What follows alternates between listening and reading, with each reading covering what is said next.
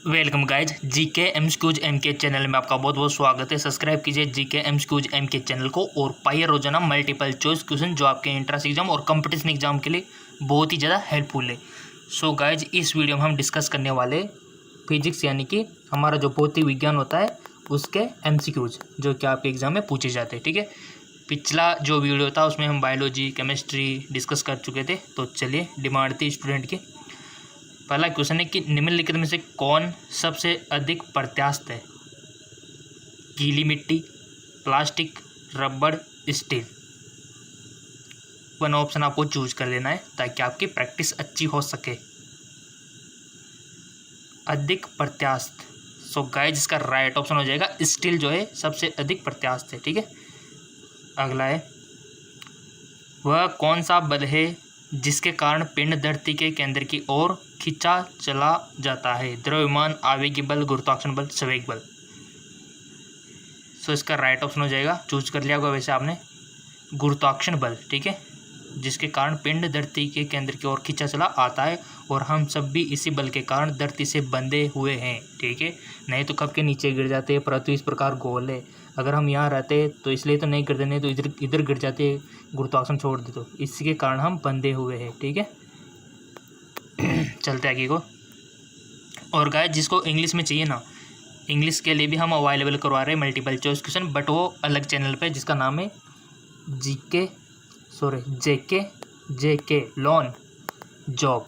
ठीक है, जो कि आपको जॉब दिला के छोड़ेगा, जेके लॉन जॉब, जिसका लिंक नीचे डिस्क्रिप्शन में दिया हुआ है।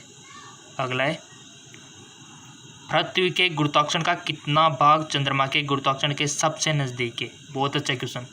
पृथ्वी के गुरुत्वाकर्षण का कितना भाग चंद्रमा के गुरुत्वाकर्षण के सबसे नज़दीक है? 1/2, 1/4, 1/6, 1/5। सो इसका राइट ऑप्शन हो जाएगा 1/6, यानी कि चंद्रमा पर कितना ग्रेविटी है? 1/6, यानी कि 6 गुना वहाँ पर कम है। तो यानी कि कोई भी उछलेगा तो धीरे से उछलेगा और वापस आएगा तो धीरे से आएगा, क्योंकि 6 गुना कम है अर्थ के हिसाब से कंपैरिजन में। ठीक है, पृथ्वी के कंपैरिजन में। अगला सवाल है आर्किमिडीज का नियम निम्नलिखित में से किससे संबंधित है? गुरुत्वाकर्षण का नियम, समकोण त्रिभुज का नियम, पलवन का नियम, इनमें से कोई नहीं। आर्किमिडीज का। सो गाइस इसका राइट ऑप्शन हो जाएगा पलवन का नियम से संबंधित है। अगला सवाल है श्यानता की इकाई क्या है? श्यानता की इकाई किसको किस चीज़ में मेजर करते हैं श्यानता को? पॉइज में, पाइजूली में, पास्कल में, इनमें से कोई नहीं। सो इसका राइट ऑप्शन हो जाएगा पॉइज में। चलते आगे की ओर। अगला सवाल है दूध से क्रीम निकालने में कौन सा बल लगता है? घर्षण, अभिकेंद्रीय, अपकेंद्रीय, इनमें से कोई नहीं। सो इसका राइट ऑप्शन हो जाएगा आपका अपकेंद्रीय बल। ठीक है, अगला क्वेश्चन है चाबी ब्रिगेड में कौन सी ऊर्जा होती है? स्थितिज ऊर्जा, गतिज ऊर्जा, संचित ऊर्जा या फिर यांत्रिक ऊर्जा। चाबी ब्रिगेड में कौन सी ऊर्जा होती है गाइज? सो इसका राइट ऑप्शन हो जाएगा स्थितिज ऊर्जा। अगला सवाल है सूर्य की ऊर्जा उत्पन्न होती है ऑक्सीकरण द्वारा, नाभिक के विखंडन द्वारा या फिर आयनन द्वारा या फिर नाभिक के संलयन द्वारा। बहुत अच्छा क्वेश्चन है और हर जगह पूछा जाता है। सो इसका राइट ऑप्शन हो जाएगा आपका नाभिक के संलयन द्वारा। ठीक है, नाभिक के संलयन हो रहा है तभी हमको एनर्जी मिल पा रही है सन से, नाभिक के संलयन की प्रोसेस के थ्रू। देखो आपको पता है कि नाभिक के संलयन होता है या फिर विखंडन होता है, टूटता है तो ऊर्जा मुक्त करता है गाइस। तो वहाँ पर संलयन हो रहा है इसलिए ऊर्जा मुक्त हो रही है और वो हमारी धरती पर उजाला हो रहा है। वायुमंडल में बादलों के तैरने का कारण है दाब, घनत्व, ताप, वेग। वायुमंडल में बादलों के तैरने का कारण। सो इसका राइट ऑप्शन हो जाएगा घनत्व यानी कि डेंसिटी। चलते आगे को। वस्तु की मात्रा बदलने पर क्या अपरिवर्तित रहता है? आयतन, घनत्व, द्रव्यमान, भार। वस्तु की मात्रा बदलने पर क्या अपरिवर्तित रहता है? सो इसका राइट ऑप्शन हो जाएगा आपका घनत्व। मात्रा बदल लो बट उसकी डेंसिटी चेंज नहीं होती, अपरिवर्तित रहती है। चलते आगे की ओर। अगला सवाल है जल में तैरना न्यूटन की गति के किस नियम के कारण पॉसिबल है। गाइज मैंने आपको रिकमेंड किया था कि न्यूटन के तीनों गति के नियम को अच्छी तरह से याद कर लेना, कौन सा कहाँ यूज होता है और दैनिक जीवन में इसका क्या उपयोग है, ये तो आपको पता है, रखना है, क्वेश्चन बनता है। तो यहाँ पूछ लिया कि जल में तैरना न्यूटन की गति के किस नियम के कारण है, प्रथम, द्वितीय, तृतीय, ये सभी। तो जिसको पता होगा कि प्रथम नियम क्या बतलाता है, द्वितीय नियम क्या बतलाता है और तृतीय नियम क्या कहता है, तो उसको तो 100% इसका आंसर आ जाएगा। सो गाइस इसका राइट ऑप्शन हो जाएगा तृतीय नियम, क्योंकि प्रत्येक क्रिया में विपरीत प्रतिक्रिया होती है, ये कहता है न्यूटन की गति का थर्ड नियम। और इसी नियम के हिसाब से हमारा रॉकेट भी उड़ता है। कोई भी चीज़ें यानी कि हम जिसको धकेलते वही उतने बल से हमको धकेलता है, जैसे कि किसी गेंद को दीवार पे मारना, ठीक है। रॉकेट का उड़ना आपने देखा होगा ना, रॉकेट तो वो भी किस कारण से ऊपर उड़ता है, रॉकेट किस कारण से ऊपर चलता है, तो आपने देखा होगा वो नीचे धुआं छोड़ता है, यानी कि नीचे बल लगा उसी हिसाब से ऊपर जा रहा है, ठीक है। यानी कि प्रत्येक क्रिया में विपरीत प्रतिक्रिया हो रही है। अगला है, निम्नलिखित में से कौन सी राशि सदिश नहीं है। मैंने रिकमेंड किया था सदिश और अदिशों का, देख लेना कौन कौन सी चीज़ें आपके लिए सदिश है और कौन कौन सी अदिश है। सदिश अदिश तो जानते हैं ना, सदिश यानी कि जिसमें दिशा होती है, अदिश यानी कि जिसमें दिशा नहीं होती है। कुछ चीज़ें ऐसी होती है जिसमें दिशा नहीं होती है, बट कुछ ऐसी है जिसमें परिणाम के साथ साथ डायरेक्शन भी होती है, तो वही आपको बताना है। वेग, आयतन, विस्थापन, बल। तो इसका राइट ऑप्शन हो जाएगा आपका आयतन, ठीक है। चलते आगे को, एंगस्ट्रम क्या मापता है। तरंगदैर्घ्य, आवर्तकाल, आवर्ती, समय। एंगस्ट्रम क्या मापता है, सो इसका राइट ऑप्शन हो जाएगा आपका तरंगदैर्घ्य, ठीक है। एंगस्ट्रम क्या मापता है, तरंगदैर्घ्य नापता है गाइस। किस वैज्ञानिक ने सर्वप्रथम बर्फ के दो टुकड़ों को आपस में घिसकर पिघला दिया। सेल्सियस, जूल, डेवी, इनमें से कोई नहीं। सो इसका करेक्ट ऑप्शन हो जाएगा आपका डेवी। बहुत अच्छा क्वेश्चन है, और क्वेश्चन तो हम सारे करवा रहे, बायो के भी करवा रहे, आपके केमिस्ट्री के और फिजिक्स का ही चल ही रहा है। उष्मा एक प्रकार की ऊर्जा है जिसे कार्य में बदला जा सकता है। इसका प्रत्यक्ष परिणाम सबसे पहले किसने दिया। Celsius, Davy, Joule, Rumford. So guys जिसका राइट ऑप्शन हो जाएगा आपका रामफोर्ड, ठीक है। चलते आगे की ओर। अगला क्वेश्चन है, लोहे की सुई पानी की सतह पर तैरती है, इस परिघटना का कारण क्या है। श्यानता, गुरुत्वीय त्वरण, पृष्ठ तनाव, इनमें से कोई नहीं। लोहे की सुई पानी की सतह पर तैरती है, इस परिघटना का कारण क्या है। सो आपने भी टिक लगा दिया होगा। इसका जो करेक्ट ऑप्शन हो जाएगा पृष्ठ तनाव, यानी कि सतह पर कुछ लेयर होती है उसके कारण तैरते हैं, ठीक है। निम्नलिखित में से किस द्रव का घनत्व सबसे कम है। किस द्रव का घनत्व डेंसिटी सबसे कम है। मरकरी का, पेट्रोल का, स्वच्छ जल का, या फिर नमकीन जल का।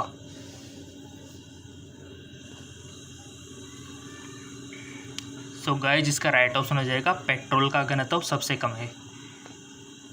चलते आगे। एक हॉर्स पावर में कितने वाट के बराबर होता है। मोस्ट इम्पोर्टेंट क्वेश्चन, हर जगह पूछा जाता है और बहुत को तो पता भी नहीं होगा कि एक हॉर्स पावर, ठीक है। आपने देखा होगा ना, बहुत सी जगह लिखा रहता है 1 HP। HP का मतलब हॉर्स पावर होता है ना।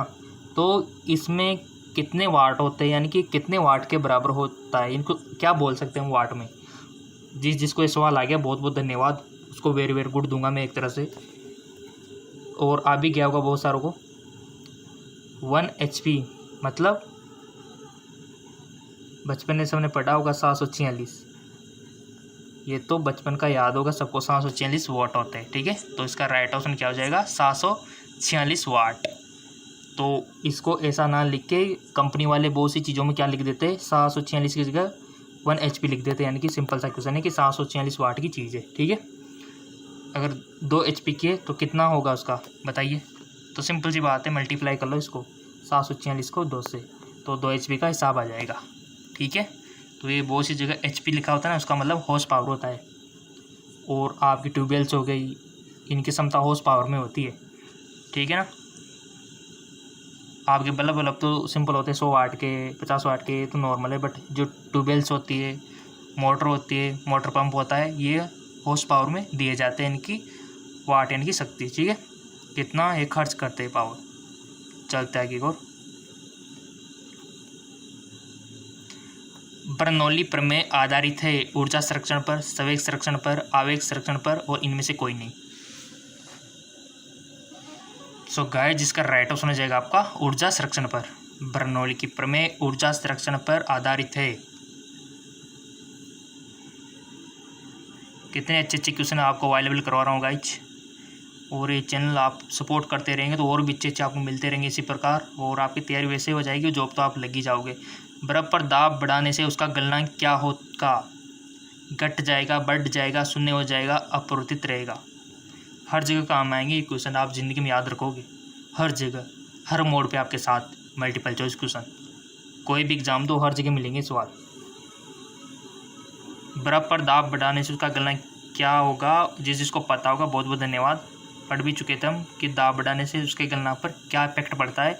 जिसको पता नहीं है तो वीडियो 2 से 3 बार देख लेना, ये पनिशमेंट है। घट जाएगा, बढ़ जाएगा, शून्य हो जाएगा, या फिर अपरिवर्तित रहेगा। प्रेशर बढ़ा रहे हैं हम बर्फ पे, तो उसके गलनांक पे क्या इफेक्ट पड़ेगा? तो टिक तो लगा दिया होगा हमने। इसका राइट ऑप्शन हो जाएगा घट जाएगा, यानी कि अपोजिट होता है। आप दाब बढ़ा रहे हो, प्रेशर बढ़ा रहे हो, तो ये इधर क्या हो रहा है, गलनांक आपका घट रहा है, ठीक है। चलते आगे को। अगला क्वेश्चन है, किसी मनुष्य के शरीर का सामान्य तापक्रम कितना होता है? अब आप बोलेंगे सर ये तो बच्चों वाला क्वेश्चन है, बट बहुत सारे स्टूडेंट 50% बच्चों वाले क्वेश्चन को ही गलत करके आते हैं। एक्साइटेड होके, पता नहीं, ध्यान नहीं जाता है ना कि नॉर्मल क्वेश्चन है, और कहीं भी टिक मार देते हैं। क्योंकि वो एग्जामिनर होता है ना, वो ऑप्शन ऐसे सेट करता है कि वो बच्चा कंफ्यूज हो। तो ऐसे जो इजी क्वेश्चन होते हैं थोड़ा ध्यान रखना उसमें, कहीं आपको फंसाने की साजिश तो नहीं है उस क्वेश्चन में। तो ये आपको रिकमेंड करता हूँ। बहुत सारे स्टूडेंट जो होते हैं एग्ज़ाम टाइम पे एक्साइटेड होके टिक मार के आ जाते हैं, ये तो हमको आ रहा है। जब घर पे आते हैं पता चलता है कि वो तो गलत गया यार। तो ये गलती आप ना करें। क्वेश्चन ईजी है, इसका मतलब आपको अच्छे से पढ़ना है, देखना है। तो नॉर्मल टेम्परेचर पूछा है, बट यहाँ पर कंफ्यूज आपको कर सकता है। जैसे यहाँ पर डिग्री दिया हुआ है, बट वहाँ पर कंफ्यूज करने के लिए वो आपको ये भी देगा 98 डिग्री सेंटीग्रेड, और दूसरा ऑप्शन में आपको 98 डिग्री फ़ारेनहाइट। कंफ्यूज करने के लिए मैं बोल रहा हूँ ना, कंफ्यूज। अब बहुत सारे कंफ्यूज इसमें टिक कर देंगे, मेरे को पता है बहुत सारे स्टूडेंट ऐसा ही करते हैं। और उधर ऑप्शन में 98 पॉइंट कुछ करके इधर टेम्परेचर का मापन चेंज कर देंगे, ठीक है। और बहुत से में 37 डिग्री फ़ारेनहाइट कर देंगे, ठीक है। और बहुत से में हमारे यहाँ पर 37 डिग्री और उधर पैमाना यहाँ पर लिख देंगे। तो बहुत सारे कंफ्यूज ऐसे हो जाएंगे, क्योंकि एग्जामिनर से ऐसे सेट करता है। तो आपको पीछे का मात्रा भी देखना है, फ़ारेनहाइट में क्या अंतर होता है, सेल्सियस में क्या अंतर होता है, और भी मेजर करने के तरीके होते हैं इनको, टेम्परेचर को, ठीक है। तो वो भी यहाँ पर सेट कर देंगे। तो बता दो इसका तो राइट ऑप्शन। यहाँ पर आपको बिल्कुल नहीं घबराना है, क्योंकि यहाँ पर ऑप्शन ईजी है। तो राइट ऑप्शन हो जाएगा आपका 98 डिग्री फ़ारेनहाइट, ठीक है। इतना होता है हमारा, पॉइंट में कुछ 6 मान सकते हो आप। इतना हमारे बॉडी का टेम्परेचर होता है, जो कि यही बना रहता है, चाहे सर्दी हो गर्मी हो, बट हमारे शरीर का तो टेम्परेचर यही रहता है, एक जैसा, ठीक है। और आपको पता है कि ज़्यादा होने पर तो बुखार आ जाता है, ठीक है, और इससे कम गया तो हाइपोथर्मिया हो जाता है। और बहुत से जानवर ऐसे हैं जिनका शरीर का तापमान वातावरण के अकॉर्डिंग चेंज होता रहता है, जैसे कि आपका सांप हो गया, ठीक है। जी हाँ, बिल्कुल सही देखा आपने। तो सांप हो गया, आपकी छिपकली हो गई, ठीक है। इनका टेम्परेचर क्या होता है वातावरण में, जैसे मान लो सर्दियों में 7 डिग्री सेंटीग्रेड हो गया, तो इनका भी तापमान 7 डिग्री सेंटीग्रेड हो जाएगा। और छिपकली का तापमान भी 7 डिग्री सेंटीग्रेड। और मक्खी मच्छर होते हैं ना, मच्छर मक्खी जो आपको अभी बारिश में परेशान कर रहे होंगे, तो उनका भी टेम्परेचर 7 डिग्री सेंटीग्रेड हो जाता है। और ऐसी कंडीशन में ये चीज़ें सर्वाइव नहीं कर सकती। इसी कारण आपको सर्दियों में ज़्यादा मक्खी मच्छर सांप छिपकलियाँ नज़र नहीं आती है क्योंकि टेम्परेचर लो है, अगर ये बाहर आएंगे तो मर जाएंगे। बट इंसान तो घूमते रहते हैं क्योंकि उनका नॉर्मल टेम्परेचर कितना रहता है, ये बनाए रहता है। ठीक है, तो आपको समझ में आ गया होगा। चलता है एक और। उष्मा का सबसे अच्छा चालक, उष्मा का चांदी, सोना, तांबा, एल्यूमिनियम, तो इसका राइट ऑप्शन हो जाएगा चांदी, उष्मा का अच्छा चालक। निम्नलिखित में से किसकी उष्माधारिता अधिक है? उष्माधारिता बेंजीन की, जल की, स्वर्ण का टुकड़ा, लोहे का टुकड़ा। सो राइट ऑप्शन हो जाएगा इसका आपका, थोड़ा सा क्लिक हम कर लेते हैं इसको।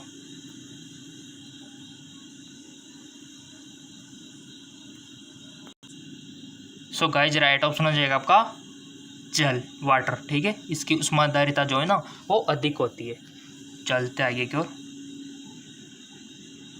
निम्नलिखित में से किसके द्वारा अधिक ज्वाला पैदा होता है? भाप, गर्म हवा, सूर्य की किरणें, ये सभी। अधिक ज्वालक पैदा होता है तो इसका राइट ऑप्शन हो जाएगा आपका भाप। ठीक है, अगला क्वेश्चन है, कितने अच्छे क्वेश्चन है गाइज, आई लव क्वेश्चन, कितने सुंदर है। ठीक है, निम्नलिखित में से किससे में सर्वोच्च विशिष्ट ऊष्मा का मान होता है? तांबे में, शीशे में, जल में, कांच में। सर्वोच्च विशिष्ट ऊष्मा का मान, तो इसका राइट ऑप्शन हो जाएगा आपका जल, वाटर, इसमें होता है। चलते आगे को। अगला क्वेश्चन फिर बच्चों वाला आ गया कि ऊष्मा का सबसे अच्छा चालक कौन? तो ये तो बच्चे को पता है कि चांदी है, सिल्वर है। आणविक संगठन के द्वारा ऊष्मा का संप्रेक्षण क्या कहलाता है? संवहन, विकिरण, चालन, विकिरण, तो इसका राइट ऑप्शन हो जाएगा संवहन। निम्नलिखित द्रव में कौन सा ऊष्मा का बहुत अच्छा चालक है? निम्नलिखित द्रव में कौन सा ऊष्मा का बहुत अच्छा चालक है? इत्र, बेंजीन, पारा, पानी, तो इसका राइट ऑप्शन हो जाएगा पारा, मरकरी। ठीक है, चलते आगे और। ठोस से द्रव में पदार्थों के अवस्था परिवर्तन को कहते हैं? वाष्पन, गलन, क्वथन, इनमें से कोई नहीं। ठोस से द्रव में पदार्थ की अवस्था परिवर्तन को क्या कहते हैं? राइट ऑप्शन गलन, गलन बोलते हैं अगर कोई भी चीज़ ठोस से द्रव में हो रही यानी गल रही हो। ठीक है ना, तो गलन आप याद रख सकते हो। वाष्पन यानी कि किसी चीज़ का द्रव से गैस में बदलना, यानी कि उसका वाष्प हो रहा है। चलते आगे और। बट कुछ चीज़ें ऐसी होती है जो ठोस से डायरेक्ट गैस में चेंजिंग होते हैं, उसको क्या बोलते हैं? ऊर्ध्वपातन। ठीक है, तो क्वेश्चन वही पूछ लिया, देखो अगला। ठोस कपूर से कपूर वाष्प बनने की प्रक्रिया को क्या बोलते हैं? ये तो मैंने अभी बताया था, तो सबको आ गया होगा, तो कि उसको ऊर्ध्वपातन बोलते हैं। ठोस से डायरेक्ट कन्वर्ट हो गया वाष्प में। चलते आगे और। अगला क्वेश्चन है, किसी द्रव का उसके क्वथनांक से पूर्व उसके वाष्प में बदलने की प्रक्रिया को क्या बोलते हैं? किसी द्रव का उसके क्वथनांक से पूर्व उसके वाष्प में बदलने की प्रक्रिया को क्या बोलते हैं? संघनन, हिमीकरण, वाष्पीकरण, इनमें से कौन है? तो राइट ऑप्शन हो जाएगा आपका वाष्पीकरण। ठीक है, चलते आगे और। ऊष्मा गतिकी के प्रथम नियम से संरक्षित होता है? संवेग, ऊर्जा और संवेग दोनों, इनमें से कोई नहीं। सो इसका राइट ऑप्शन हो जाएगा ऊर्जा। चलता है और। यदि किसी स्थान के तापमान में सहसा वृद्धि होती है तो आपेक्षिक आर्द्रता क्या होती है? यदि किसी स्थान के तापमान में सहसा वृद्धि होती है तो आपेक्षिक आर्द्रता क्या होती है? बढ़ती है, घटती है, स्थिर रहती है, घटती है, बढ़ती रहती है, बताइए। सो इसका राइट ऑप्शन हो जाएगा घटती है। ठीक है, यदि किसी स्थान के तापमान में सहसा वृद्धि होती है तो अपेक्षित आर्द्रता घटती है, सही बात है। ध्वनि तरंगों की प्रकृति होती है, कैसी होती है? अनुदैर्घ्य, अप्रगामी, अनुप्रस्थ या फिर विद्युत चुम्बकीय। सो इसका राइट ऑप्शन हो जाएगा अनुदैर्घ्य। ठीक है, तो फिर गाइस विद्युत चुम्बकीय किनकी होती है? प्रकाश की, है कि नहीं?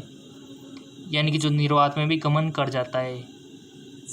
हमारी ध्वनि निर्वात में गमन नहीं करती है। ठीक है,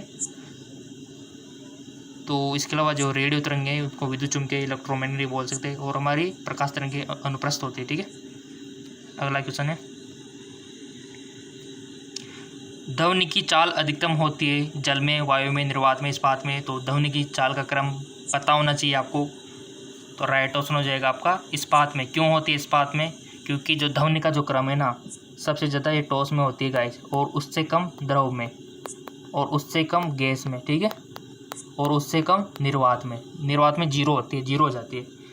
और यही क्रम अगर प्रकाश के लिए बोले कि प्रकाश की चाल किस में होती है, तो इसका उल्टा कर देना। उल्टा मतलब सबसे ज़्यादा तो निर्वात में होती है प्रकाश की चाल, उससे कम फिर गैस में होती है, उससे कम फिर द्रव में होती है, उससे कम फिर ठोस में होती है, ठीक है। इसका उल्टा प्रकाश की चाल। ओके, चलते आगे की ओर। अगला क्वेश्चन है, कौन सी प्रक्रिया प्रकाश और ध्वनि दोनों में घटित नहीं होती है? कौन सी प्रक्रिया प्रकाश और ध्वनि दोनों में घटित नहीं होती है? ध्रुवण, अपवर्तन, विवर्तन या फिर परावर्तन। कौन सी प्रक्रिया प्रकाश और ध्वनि दोनों में घटित नहीं होती है? तो आपने भी टिक लगा दिया होगा। इसका राइट ऑप्शन हो जाएगा आपका ध्रुवण में नहीं होती है, ठीक है। हाँ, लाइट में और साउंड में घटित नहीं होती है ध्रुवण। इंपॉर्टेंट क्वेश्चन है, थोड़ा सा जूम कर लेते ताकि आपको अच्छा दिख जाए। हमारे स्टूडेंट को किसी प्रकार की तकलीफ नहीं होना चाहिए। ध्वनि तरंगे किसके कारण प्रतिध्वनि उत्पन्न करते हैं? ध्वनि तरंगे किसके कारण प्रतिध्वनि उत्पन्न करते हैं? विवर्तन, अपवर्तन, परावर्तन, इसमें कोई नहीं। सो इसका राइट ऑप्शन हो जाएगा आपका परावर्तन।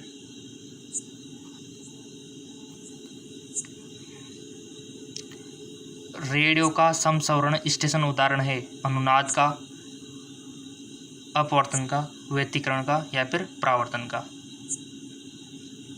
सो इसका राइट ऑप्शन हो जाएगा आपका अनुनाद के कारण, ठीक है। रेडियो का समसरण आपने देखा होगा ना, एफएम तो सबने सुना होगा बचपन में, रेडियो एफएम, तो इनका अनुनाद भी चलता है वो रेजोनेंस के थ्रू, ठीक है।